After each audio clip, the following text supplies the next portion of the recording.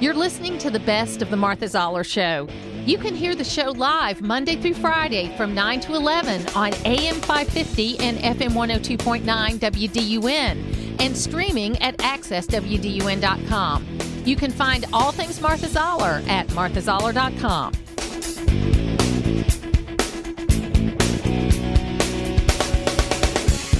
Joey Summers joining me right now. Joey is Shondell Summers' oldest son and law partner, right? That's right. And there are a lot of things that, he's done in his life. He's a great Georgia Bulldog football fan. He is a fantastic lawyer, good son, all of that. But after October 7th, you felt like you needed to do more. Tell us about what you did, and then let's talk about what happened over the weekend.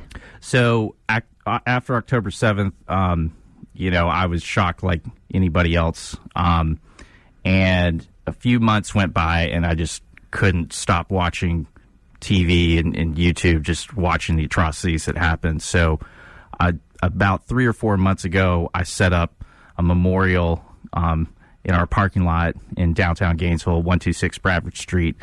And at first, I just put out some pylons and a few posters of the hostages, but then I kind of expanded it to include as many of the hostages still in Gaza on as many pylons as I could get my hands on. And then recently, I put out the American and Israeli flag with a sign that says the U.S.-Israel Solidarity Zone, which is kind of a cheeky response to the protests. I noticed a lot of these protesters had some wood pallets, and I thought to myself, I've got a wood pallet. I'm going to put up a sign. And so I made it the Solidarity Zone as well as the October 7th Memorial. So what happened this weekend? So it's really been over the past week. Before this week, a few posters were taken down. There was kind of some minor messing with the memorial. Somebody threw the pylons in a pile. Nothing that I thought wouldn't happen kind of in a downtown environment. But last Tuesday night, going into Wednesday morning, somebody threw what I think was some sort of marinara sauce or red substance on the Israeli flag, just the Israeli flag. So I was pretty mad. I posted on Facebook and Instagram, somebody came and defaced just that. So I ordered a new flag. Didn't think much more was going to happen. Friday morning, I get out there, and I don't know if it's the same people or somebody else. They came with this fake blood, I don't know, honey-like substance, and doused everything in the memorial. The Israeli flag, my Solidarity Zone sign, and the American flag. And I brought it here in studio because I wanted to show you it's real. I look around the memorial, this is on Friday, and I find this piece of propaganda on the ground that's a pretty anti-Semitic piece of propaganda. I don't know if I can really say it on the radio, but it's, I've got it here. It's all these anti-Semitic tropes. You'd see, you go, Martha, I'll let you see it. And, yeah, I mean, so what it is a postcard that basically has got the Star of David with a hammer and sickle or whatever it's called. It's the symbol. The Russian symbol. And it talks about a new Jew world order, two-party Jew party, Holocaust hoax. I mean, that's where it's just a bunch of garbage, these people that don't believe in what happened. And it plays into all the horrible things. Then on the back it says, are the Jews responsible for 9/11? 60 Israeli Jews were arrested during the month after 9/11. 5 dancing Israelis were found celebrating on the site. 9/11 marked the beginning of a war on terror, which highlighted the United States' involvement in Israeli conflicts. It's just backward. I mean, it's completely backward about this. And it's something, I'm not even going to give the website because I think it's just, I don't want to give them anybody going there. But it's so frustrating, and it reminds me when you've gone to the Holocaust Memorial in Washington, D.C., the museum, and you walk, I don't know, have you done that before? I've been to both Yad Vashem in Israel and the Holocaust Museum in So in you start Washington, D.C. at the top, and you walk through, and you kind of walk through this history, and you see where these kinds of things happen. And it's these tropes of, that Jews will cheat you, that they will do all this. But what you learn from the Holocaust Museum was that Jews were given jobs that nobody else wanted, and then they ended up making them into good jobs. And you see that in the beginning of the Zionist movement in the 1880s, where Jewish settlers would come back to the Middle East and buy land from the Arabs, but make good of it, and then get accused of cheating the Arabs when they bought the land from the Arabs. So it plays into these stereotypes that we've seen since the beginning of time, sadly, and it's just can't happen here. We can't let it happen here. And I didn't even mention Saturday night. These folks, I'm assuming it's the same folks because I found a second piece of the same propaganda, came out again and spray painted Free Gaza on the city sidewalk right in front of the memorial, came onto our parking lot and spray painted Free Gaza, and they spray painted Free Palestine, but they spelled Palestine wrong. They spelled it Palestine with an N. Oh, my gosh. And if people want to have a debate, I'm perfectly willing to have that debate. Yeah. Okay? Because I can point to time after time after time what has happened related to Gaza and the Palestinians, and what, Israel pulled out of Gaza in 2006. I mean, if you just look at the recent history, you can go back to when Jimmy Carter made an agreement with Egypt, and then Anwar Sadat was assassinated. Okay, they were close to peace. Sadat was assassinated. I was a very young woman then, 1981. I was on my way to work, and I had to pull over on the side of the road because I knew how bad it was that he was assassinated, because that meant the peace movement was going to stop. And then in 1999, Bill Clinton, of all people, got Anwar Sadat.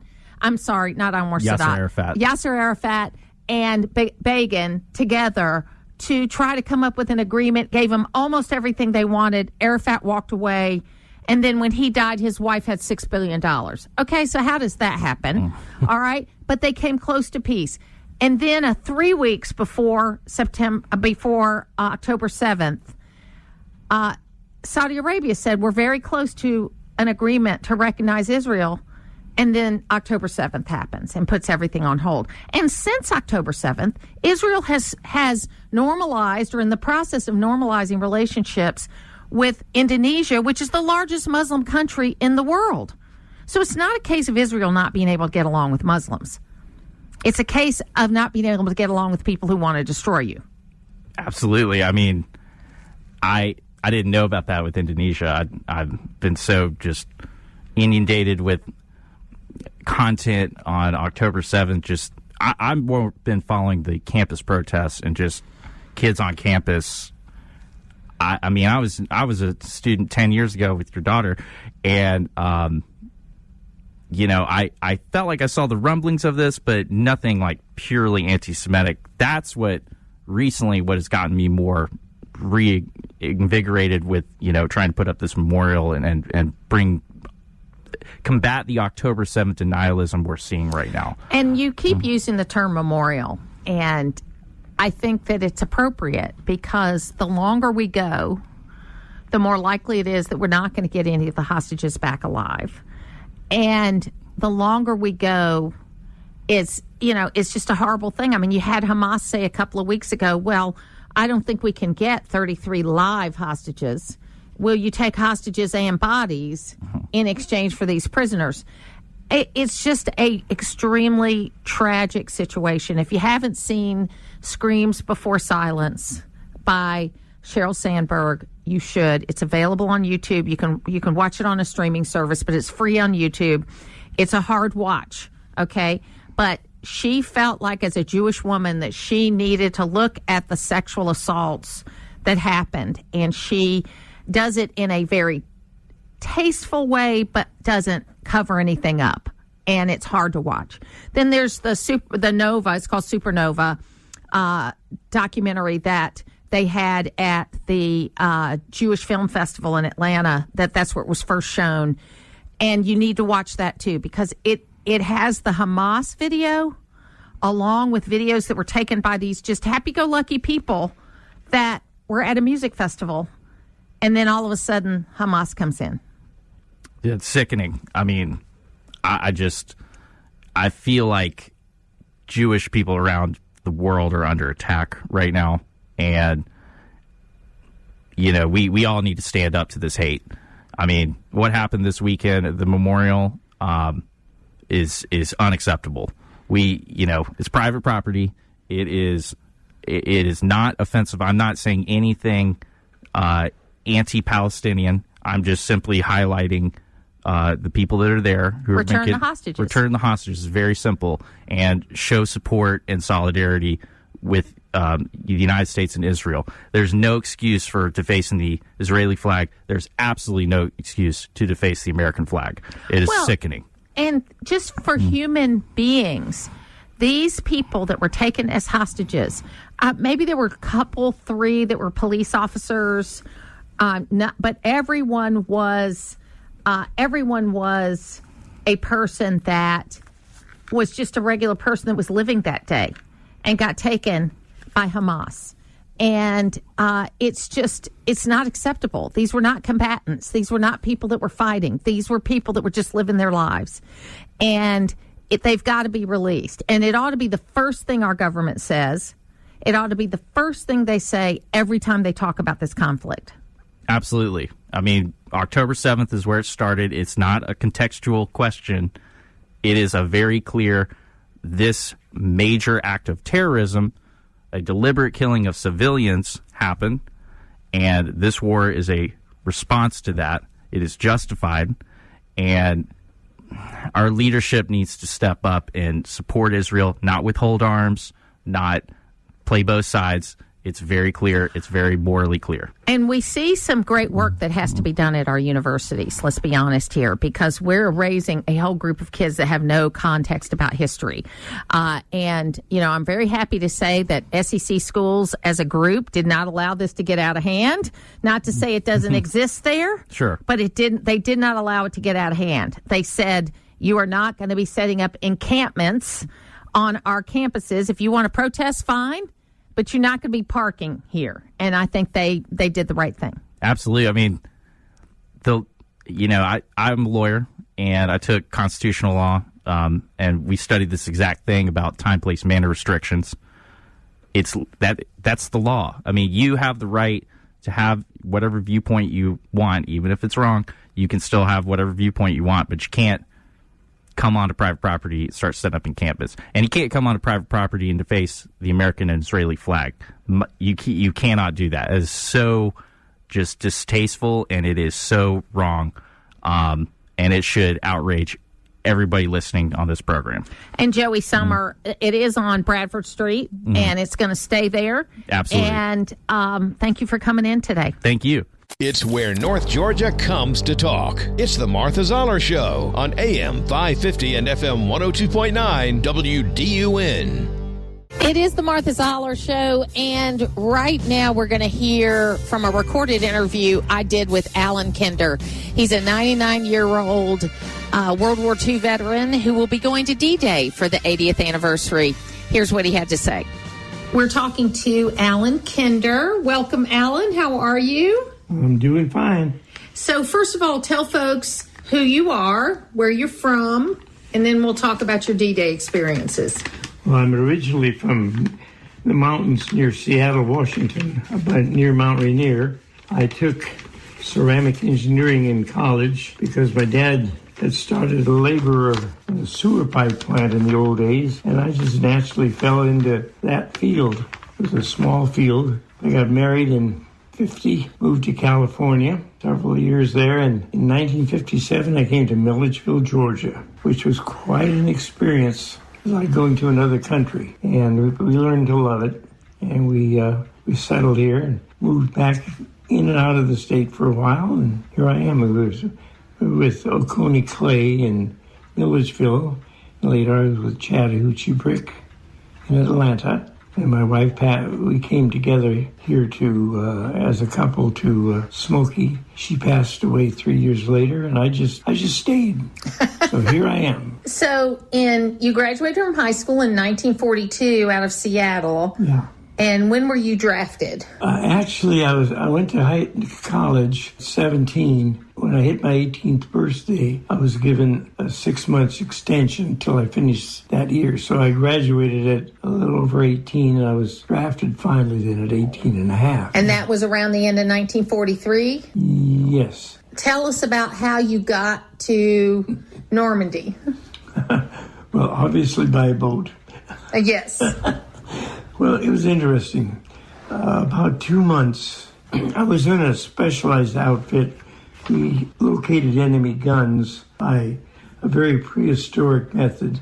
Now they use drones, but we didn't have drones in those days or radar. So somebody invented this, developed the system.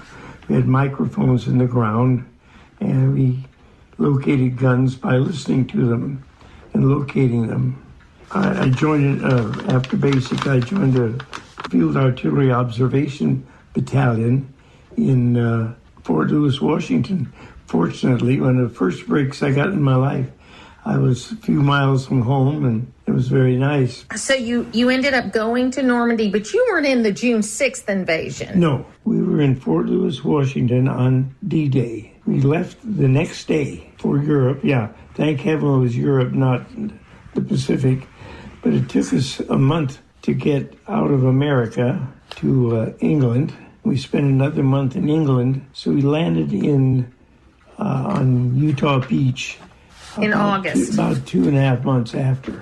Right. The battle, we could still hear guns in the background. We knew there was fighting going on. We landed on the 17th, and on the 20th, the Battle of Falais Gap occurred about 30 miles away, where the British and the Americans finally captured tens of thousands of Germans, and the war, that part of the war, kind of calmed down. So by the time we landed, the beach itself was peaceful and quiet.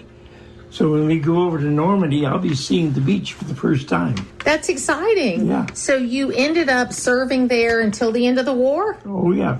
We landed and went across the beach, I guess. I don't remember. It was dark in the middle of the night. We ended up in a field the next day or so, spent a couple of days getting organized.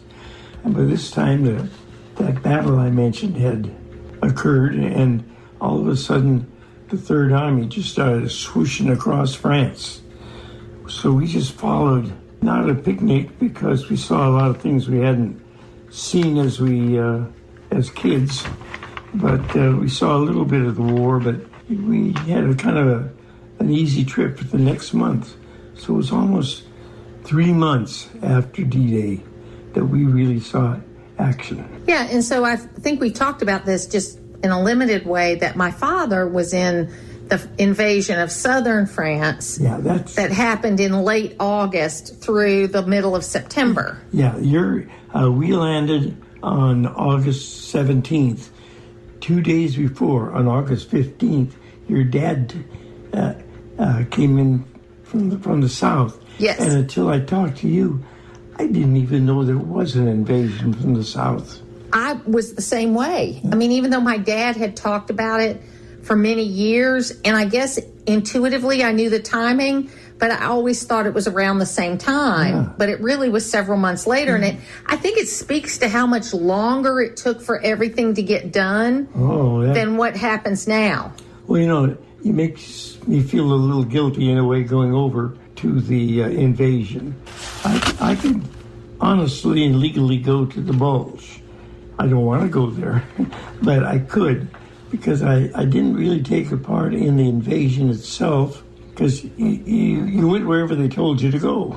That's right. And but it's such a coincidence, the timing. When I heard you were going to be going over to the invasion celebration, I remember thinking I would meet you at Normandy, and didn't make I realized I didn't make sense at all to you. No, and I didn't. We won't be going to Normandy. I would love to see Normandy, but for this trip, we won't be doing that. You were 18 and a half, 19 years old. Yeah. You'd never been really out of the small town that you lived in, or very much. I'd been out of the state once. Out of the state once. And so it had to have been, were you conquering heroes? Were people treating you that way? You can't believe that day. I say we left Fort Lewis on the day after D-Day, and patriotism, of course, was absolutely rampant. We started, it took us a week to get across the country on a troop train, and every place we stopped, people were yelling and congratulating us and so on. We hadn't done a thing yet, but we took all the free food and drinks and stuff that they offered us. Now, how long were you in the military? It was actually 2.5 total. 2.5 total. In August of 43 and was discharged in December of 45. So I love it that you gave me some of these documents that you had, and how you have your pay stub was for $300. Yeah, I stored that up. And that you were in for 2 years, 4 months, and 29 days. But this particular pay stub was $300. Yeah, that was the final. And you had travel pay, which I think is hysterical. Yeah. Yeah, I used that. I caught an airplane flight from El Paso, Texas. I was at Beaumont Hospital in El Paso, and I had enough money with that $300 to fly home for my first airplane flight.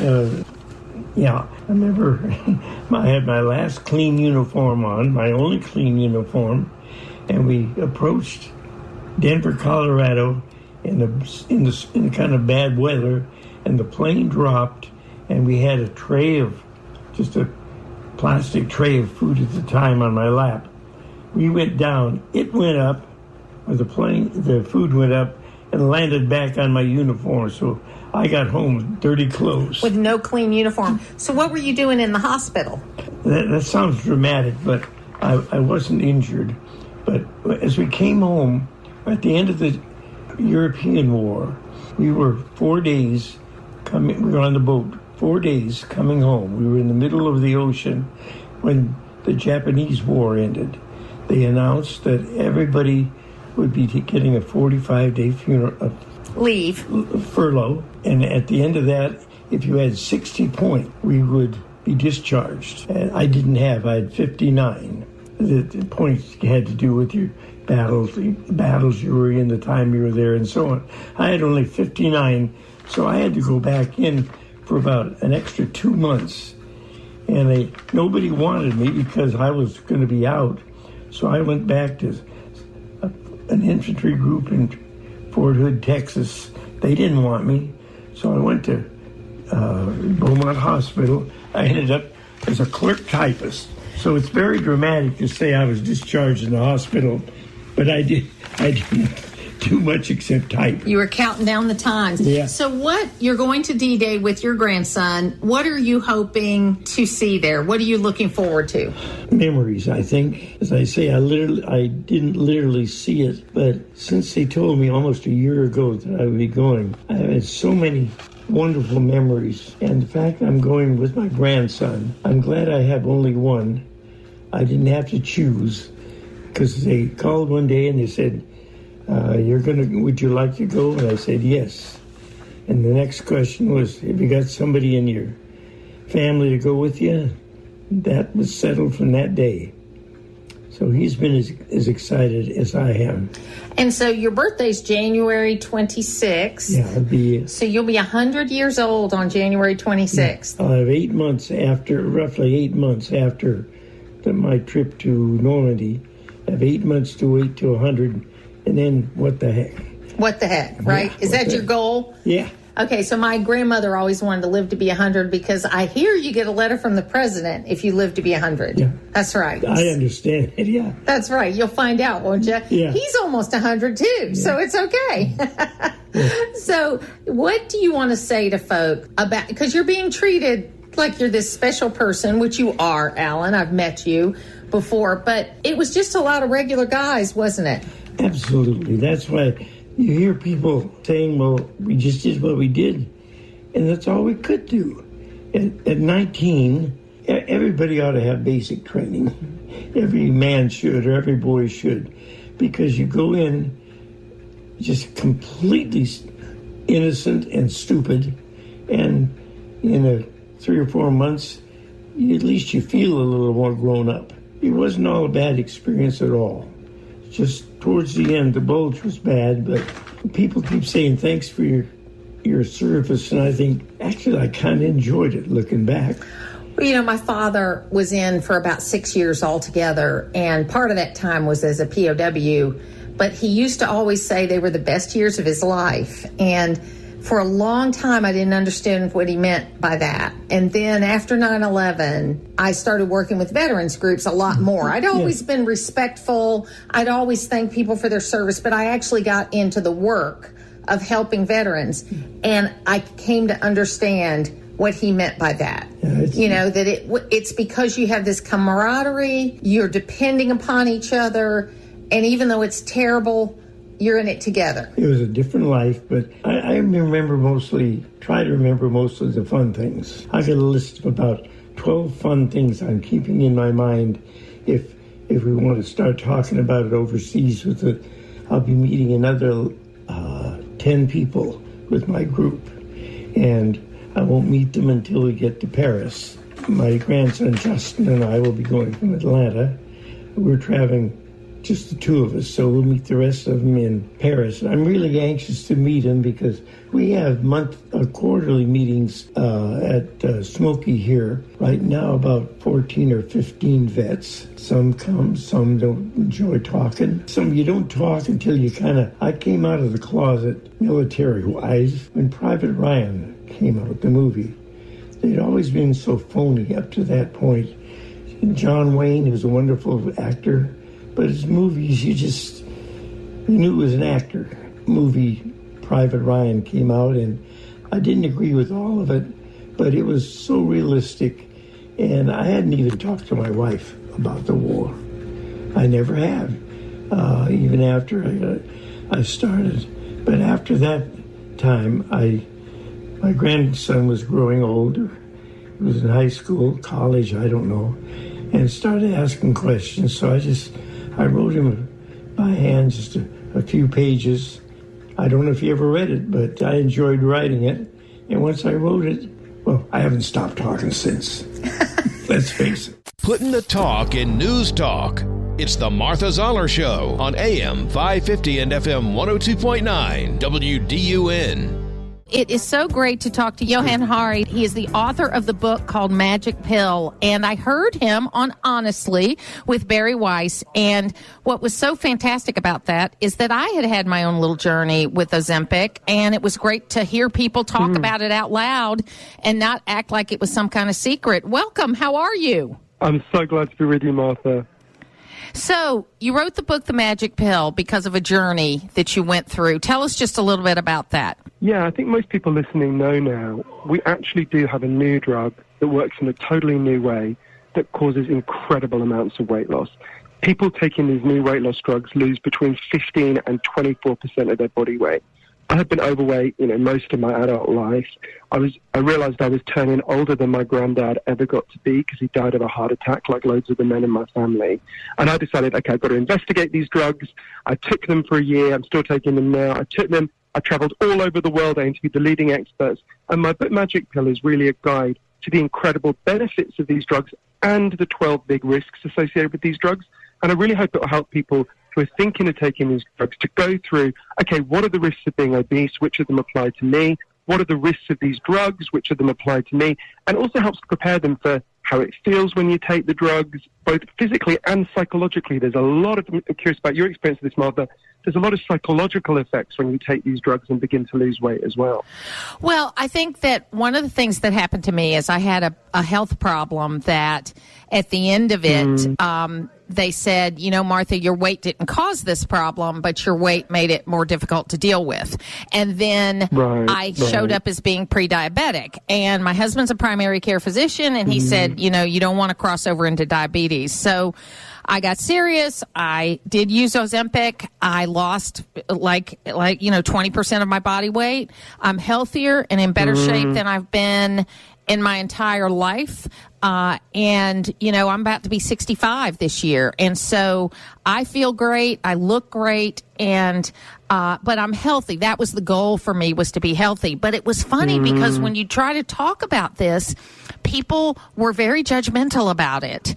And so, I just say thank you when people say you look great now.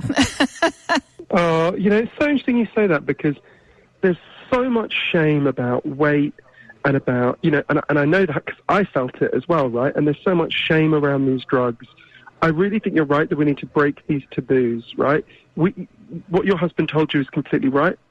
Obesity sadly makes over 200 known diseases and complications more likely. Diabetes is no joke, right? If you become diabetic, it knocks 15 years off your life on average, right? So when people look at the risks of these drugs, as I urge them to do in my book Magic Pill, and there's 12 significant risks, what you've got to do is compare two sets of risks. There's the risks of these drugs, which are real and, we need to think about in a lot of detail. And then there's the risks of continuing to be obese, which are enormous. And I was quite shocked by how bad they are. I think it's also worth people thinking about and preparing themselves for. So lots of things happen to you when you take these drugs that I try to explain in my book Magic Pill. There's some of them that are pretty well known. You often get nausea, things like that. That mostly goes away. So for me, actually, the thing that most surprised me was how it affected me psychologically. For the first 6 months, I was losing loads of weight. I felt physically much better. But weirdly, emotionally, I actually felt quite dulled. And I looked at the science around this, and some doctors, although this is disputed, some doctors are concerned these drugs may, in a minority of people, cause depression. And you think, that's weird, what's going on there? And I think the key reason, there's a debate about this, I think the key reason, I had a real epiphany about this in a branch of KFC, actually. I was in Vegas and I was researching the murder of someone that I know for a book that I'm writing. It was very painful. And I went into this branch of KFC that I've been in 1,000 times, right? And just really on autopilot, because I wasn't feeling good, I ordered what I would have ordered before I was on Ozempic. I ordered a bucket of fried chicken. And I sat there and I had one chicken drumstick, and I suddenly looked at this bucket and thought, oh, I can't eat this, right? Like when you're on Ozempic, you can't overeat. You would vomit if you tried to overeat. And I kind of realized, so there are 5 different reasons why we eat. Only one of them is to feed our bodies, right? The rest are psychological. I go through them in the book. And what these drugs do is they completely interrupt your eating patterns. You feel very full, very fast, so you can't overeat. Now, that's obviously a good thing. It's why you and me have lost so much weight, Martha. But what that can also do is bring to the surface some of the deep underlying emotional factors that make many of us overeat, right? Now, that can be a good thing. There are better ways to deal with your distress than Colonel Sanders, but that can be a bumpy and difficult transition. It certainly was for me. Well, and if you're going to have long-term weight loss, because I'm one of those people that haven't taken it for a year and a half and have been able to maintain my weight, and I don't mean that makes me better or worse than anybody else. You know what I mean? It's just sure. That's for me. That's what's worked. But I do think there is this just kind of difficulty around this. And I watched the Oprah special. Did you watch the Oprah special? Yeah, bizarrely, this is the biggest boast I can make in my whole life. Oprah is my friend, which is slightly surreal. Every now and then she texts me, and I'm always like, or emails me and my friend, and I'm always like, shut up, everyone, Oprah needs me. So, I mean, and I would feel that way too, but I think she didn't talk enough about the cost, because it seems to me, and I'm not a conspiracy theorist, but it seems to me if the drugs have been around as long as people say they have, the prices ought to be better. And if weight is such a huge threat to our overall health, that medicine ought to be more invested in us being healthy. And I am starting to be a conspiracy theorist, Johan.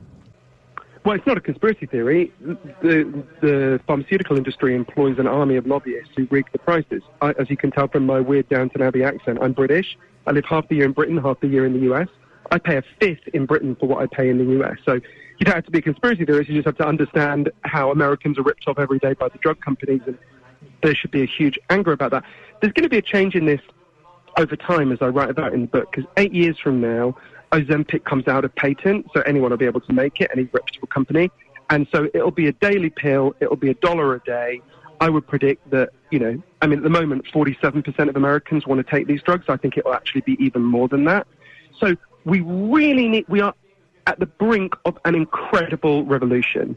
Weight is about to be under our control much more than it has ever been up to now, right? And that's going to transform lots of things. If you're overweight or obese, you are not a failure. Do not feel ashamed. It's going to bring benefits. The subtitle of my book, Magic Pill, is The Extraordinary Benefits and Disturbing Risks of the New Weight Loss Drugs, right? And I really think we need to take a beat to think about both of them. So in terms of the extraordinary benefits, we know these drugs reduce your risk of a heart attack or stroke by 20% if you take them and you were overweight at the start, right? That's incredible. For someone like me, my granddad died of a heart attack, my uncle died of a heart attack, my dad has terrible heart problems with his heart. That could save my life. There are other things that are really disturbing risks. I am really worried about young girls with eating disorders who are getting hold of these drugs. One of the leading eating disorders experts in the country, Dr. Kimberly Dennis, said to me that these drugs are rocket fuel for eating disorders, and she's right. We need to urgently regulate it. At the moment, basically pretty much anyone can get it by going on Zoom. You see a doctor on Zoom, they're meant to check your weight. How are they doing that on Zoom? Obviously they aren't. We need to change the rules urgently so that you can only get these drugs if you see a doctor in person who checks you are actually overweight, right?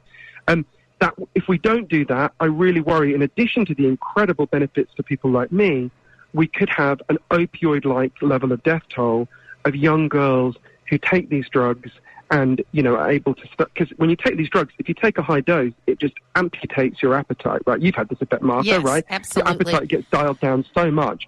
Imagine you were taking an even higher dose, you wouldn't want to eat at all, which, of course, is what people with eating disorders, because they've absorbed these really disturbing ideas about women and their bodies. I mean, I know there are some men in the situation as well, obviously, but it's mostly women. They want to starve themselves. So we've really got to think about these drugs in a balanced way. It's a tool. It's like fire. Fire is a great tool if I use it to warm my house. It's a terrible tool if I use it to burn down your house. Absolutely. Johan Hari, the book is Johan Hari, the book is The Magic Pill. I thank you so much for writing this, because we've got to have these discussions. And people, you got to go out and buy it. We appreciate you being with us today. Thank you so much. I really appreciate talking to you. And thank you for your honesty and candor about this, Martha. It makes a big difference. To hear the full versions of last week's Martha Zoller shows, go to the podcast page at accesswdun.com, and you can follow me on social media at Martha Zoller.